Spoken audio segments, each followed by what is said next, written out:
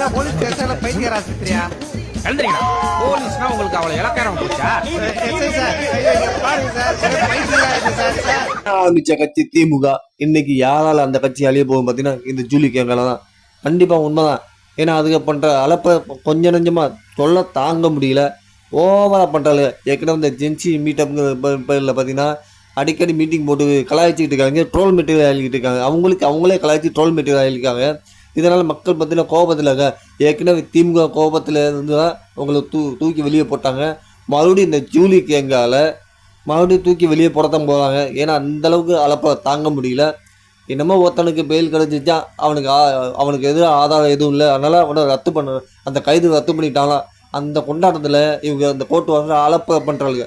என்னமோ தாவேக்கா ரீல்ஸ் ஆட்சின்னு சொல்லிட்டு கடைசியில் இவங்க பண்ணுறது ரீல்ஸ் ஆட்சி தான். பண்ணுறது எல்லாமே இவங்க, ஆனால் பழி தூக்கி நம்ம மேலே போடுவாங்களாம். என்ன குட்டி கண்ணம் போட்டாலும் உங்களால் ஒன்றும் பண்ண